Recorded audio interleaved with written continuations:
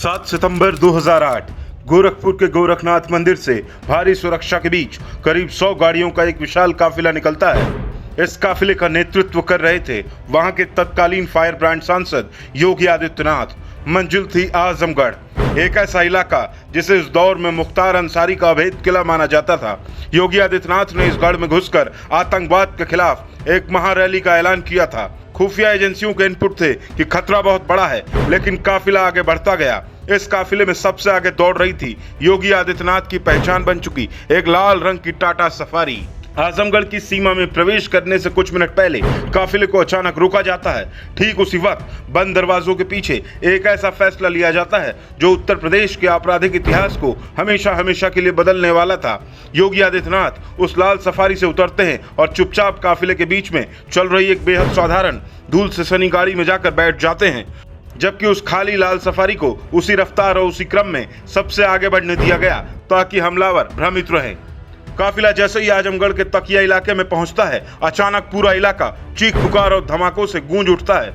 चारों तरफ से घिरकर पत्थरों की बारिश होने लगती है, अंधाधुंध गोलियां चलने लगती हैं और काफिले पर पेट्रोल बम फेंके जाते हैं। हमलावरों का पूरा फोकस सिर्फ एक गाड़ी पर था, वो लाल रंग की टाटा सफारी। उन्हें लग रहा था कि उनका शिकार उस गाड़ी के भीतर फंसा हुआ है, लेकिन जब धुआं छटता है और जवाबी कार्रवाई होती है तो हमलावरों के पैरों तले जमीन खिसक जाती है। चक्रव्यूह तो रचा गया था, लेकिन आखिरी मिनट के एक फैसले ने बाजी को पूरी तरह पलट कर रख दिया था।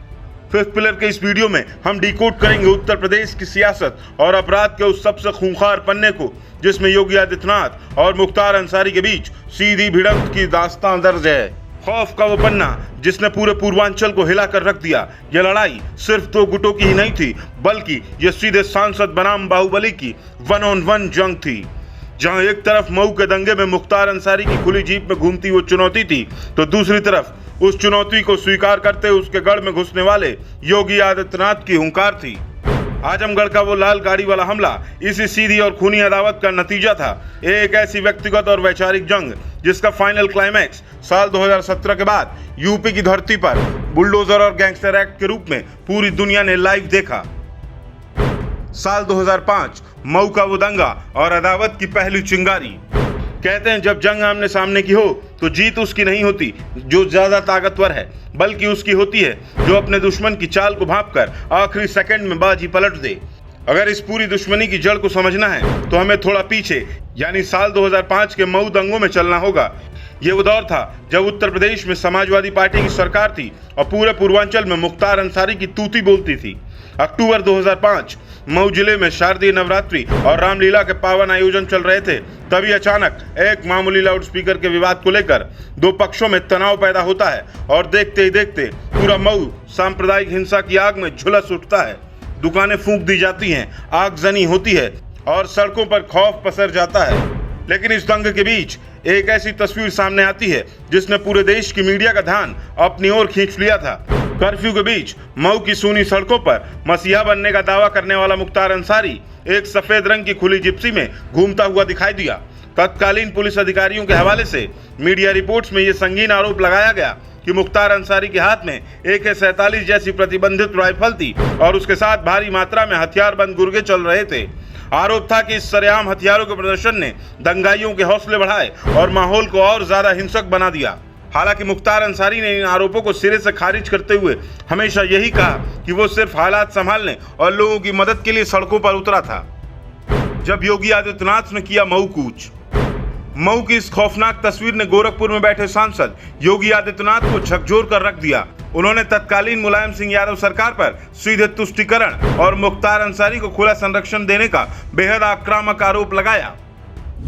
योगी आदित्यनाथ ने मंच से साफ कह दिया, अगर सरकार और प्रशासन वहां के बेगुनाह पीड़ितों की रक्षा नहीं कर पा रही है तो मैं खुद मऊ जाऊंगा, पीड़ितों से मिलूंगा और इस अन्याय के खिलाफ आवाज उठाऊंगा। योगी आदित्यनाथ अपने सैकड़ों समर्थकों की गाड़ियों के काफिले के साथ मऊ की तरफ रवाना हो गए। जैसे ही यह खबर लखनऊ पहुंची, प्रशासनिक गलियारों में हड़कंप मच गया।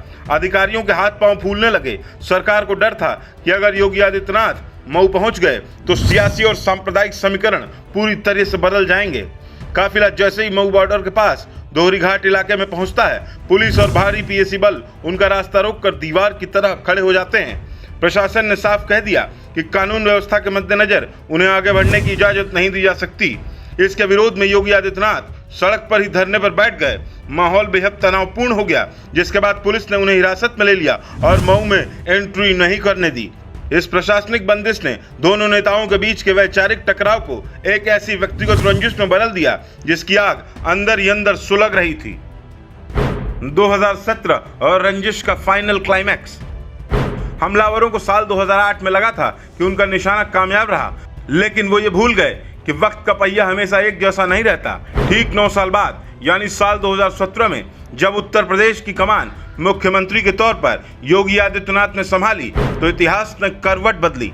2017 के बाद मुख्तार अंसारी के पूरे सिंडिकेट पर जो चौतरफा प्रहार हुआ, चाहे वो गैंगस्टर एक्ट के तहत मुकदमों की झड़ी हो, पंजाब की रोपड़ जेल से खींचकर यूपी की बांदा जेल मुख्तार को लाना हो, या करोड़ों की अवैध संपत्तियों पर सरकारी बुलडोजर का चलना हो, राजनीतिक विश्लेषक साफ मानते हैं कि इस अभूतपूर्व और कड़े एक्शन की स्क्रिप्ट दरअसल 2005 के मऊ दंगे और 2008 के इस लाल गाड़ी वाले हमले के दौरान ही लिख दी गई थी।